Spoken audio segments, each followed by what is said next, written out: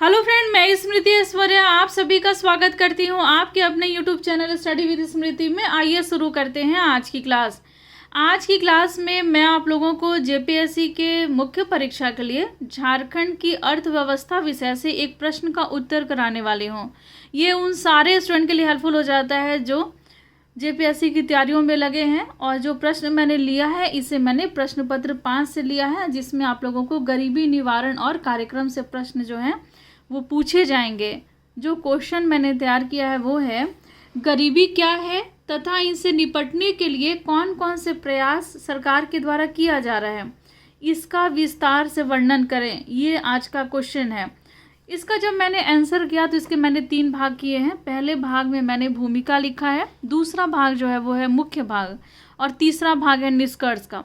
भूमिका में मैंने थोड़ा सा नीति आयोग के कुछ रिपोर्ट्स के बारे में मैंने बताया है, और गरीबी किस तरीके से एक समस्या के रूप में भारत में है ये मैंने बताया है। और फिर हम लोग जो मुख्य भाग में मैंने बताया है कि गरीबी किसे कहते हैं, गरीबी क्या होता है, और इससे रिलेटेड कुछ इंपॉर्टेंट फैक्ट मैंने बताए हैं। और फिर उन कार्यक्रमों का मैंने जिक्र किया है मुख्य भाग में जो सरकार के द्वारा चलाए जा रहे हैं, और उन्हीं कार्यक्रमों को मैंने डाला है जो सिलेबस में दिया हुआ था।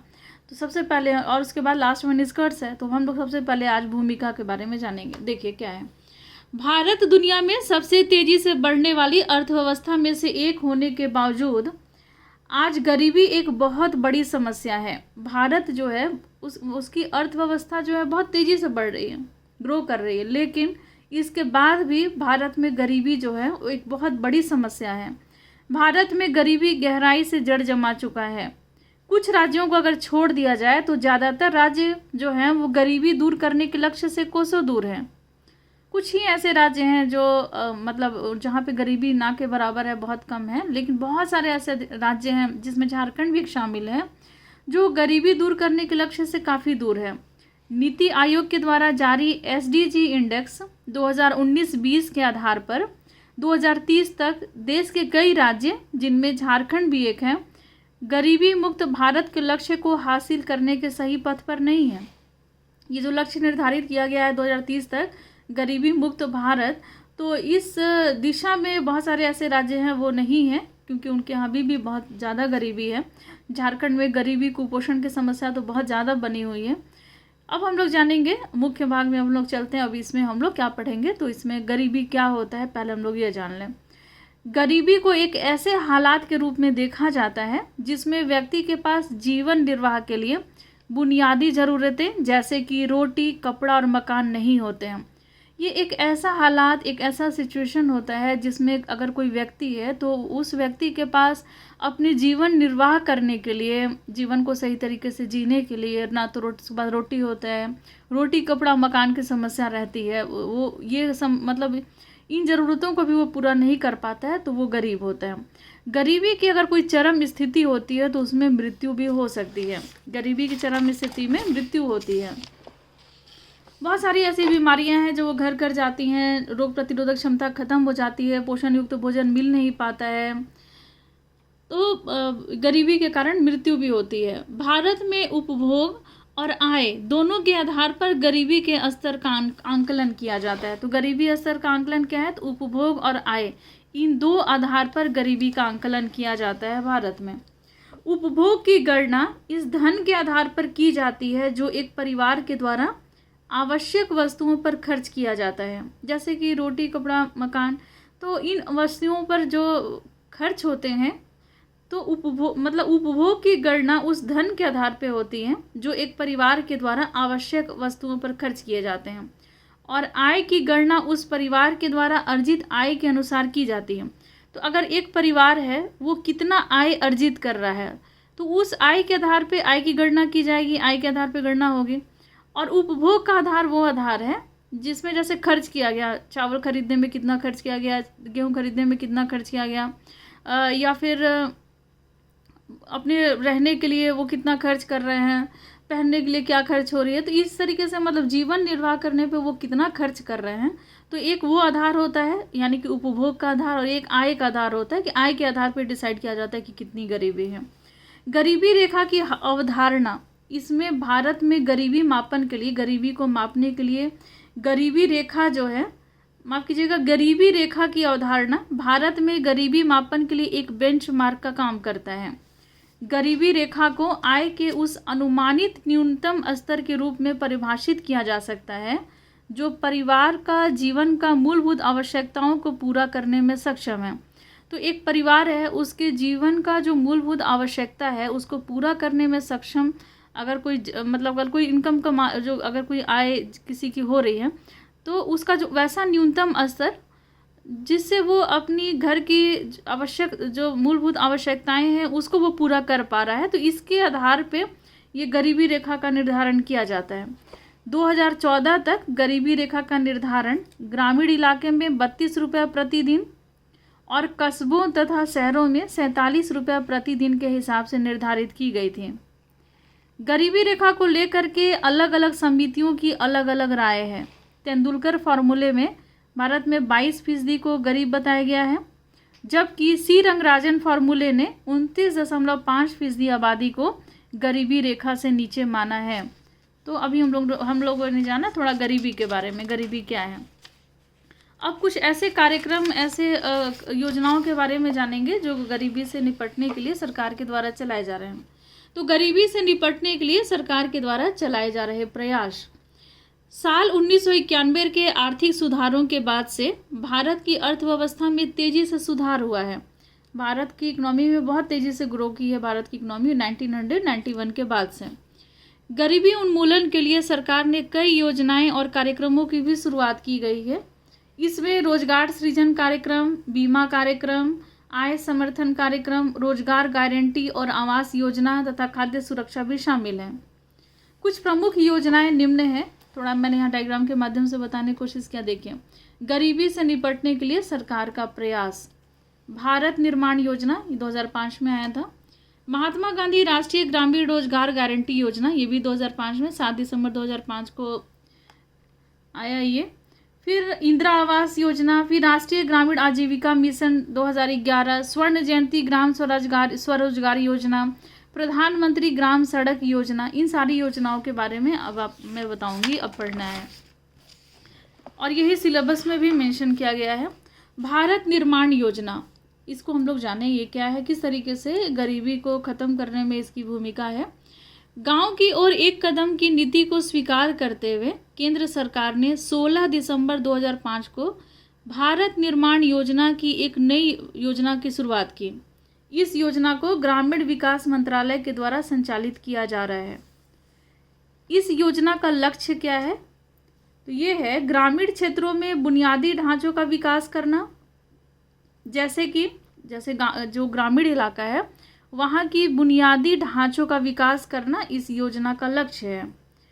कौन कौन सी बुनियादी ढांचा में आज शामिल किया गया है, जैसे बिजली हो गया, पानी, सड़क, सिंचाई, दूरसंचार और देश के ग्रामीण क्षेत्रों में आवास, ये सभी शामिल हैं बुनियादी सुविधाओं में। तो गांव का विकास करना भारत निर्माण योजना का लक्ष्य है। और गांव के विकास किस तरीके से होंगे, तो वहाँ पे जो मूलभूत आवश्यकताएं या बुनियादी ज़रूरतें जो ढांचे हैं उनका विकास करके। इससे क्या होगा कि जो गांव के लोग हैं तो उनको वो सुविधाएं मिलेंगी जिनके वो हकदार हैं, गरीबी दूर होगी, लोगों को रोज़गार मिलेगा, शहर के साथ कनेक्टिविटी बढ़ेगी, सिंचाई अगर सही होगी तो कृषि के कार्य भी अच्छे होंगे, तो किसान, जो गरीब किसान हैं वो उन्नति करेंगे। तो ये सारी योजनाएं जो हैं ये चहुमुखी विकास करती हैं। अब हम लोग जानेंगे महात्मा गांधी राष्ट्रीय ग्रामीण रोजगार गारंटी अधिनियम, जिसको मनरेगा शॉर्ट में कहते हैं। यह भारत में लागू रोजगार गारंटी योजना है जिसे 7 सितंबर 2005 को विधानसभा के द्वारा अधिनियमित किया गया। विधान के द्वारा अधिनियमित किया गया। मनरेगा योजना का उद्देश्य देश भर में गरीबी का निवारण करने के लिए लोगों को रोजगार देना है। तो गरीबी निवारण में रोजगार जो है बहुत महत्वपूर्ण भूमिका निभाता है। तो गरीबी को दूर करने के लिए लोगों को रोजगार देना मनरेगा योजना का प्रमुख उद्देश्य है, जिससे कि वे अपनी आर्थिक स्थिति को सुधार सकें और अपनी आवश्यकता पूरी कर सकें। इसके अंतर्गत गौशाला का निर्माण कार्य, वृक्षारोपण कार्य, आवास निर्माण कार्य, मार्ग निर्माण कार्य, चकबंदी कार्य, सिंचाई के कार्य किए जाते हैं। गांव में रहने वाले प्रत्येक परिवार के वयस्क को कार्य करने में अगर वो समर्थ हैं तो उनको 100 दिन का रोजगार दिया जाता है। प्रत्येक परिवार का अगर कोई वयस्क है और वो काम करने में सक्षम है तो उनको 100 दिनों का रोजगार दिया जाता है इस योजना के तहत, मनरेगा योजना के तहत। मनरेगा में दिहाड़ी बढ़ा करके अब मार्च 2020 में 202 रुपये कर दी गई है। मनरेगा के तहत आने वाले 5 करोड़ लोगों को इससे लाभ मिलेगा और गरीबी की समस्या से भी इससे निपटा जा सकेगा। तो ये हो गया मनरेगा के बारे में, बहुत शॉर्ट में मैंने यहाँ बताया है, आंसर कंप्लीट करना है।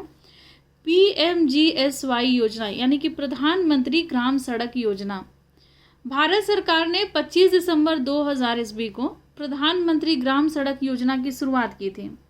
इस योजना का प्रमुख उद्देश्य ग्रामीण इलाकों में, गांव का जो इलाका है वहाँ पर 500 या इससे अधिक आबादी वाले, अगर पहाड़ी और रेगिस्तानी क्षेत्रों में 250 लोगों की आबादी वाले गांव में सड़क संपर्क से वंचित गांवों को 12मासी सड़कों से जोड़ना है।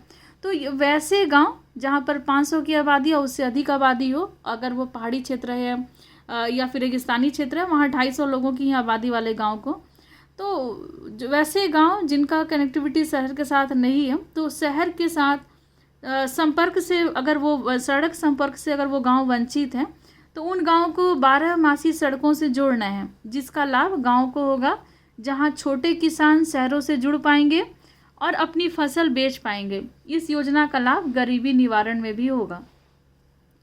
अब हम लोग जानेंगे स्वर्ण जयंती ग्राम स्वरोजगार योजना, इसको शॉर्ट में SGSY कहते हैं। भारत सरकार ने स्वर्ण जयंती ग्राम स्वरोजगार योजना की शुरुआत अप्रैल 1999 में शुरू कर दी गई थी। इस योजना को शुरू करने का उद्देश्य गरीबी रेखा से नीचे लोगों को रोजगार और उनको रोजगार में सक्षम बनाना और उनको समृद्ध बनाना। यहाँ कुछ स्पेलिंग मिस्टेक है, देखिए क्या है। इस योजना को शुरू करने का उद्देश्य गरीबी रेखा से नीचे लोगों को रोजगार देना, रोजगार में सक्षम बनाना और उनको समृद्ध करना है।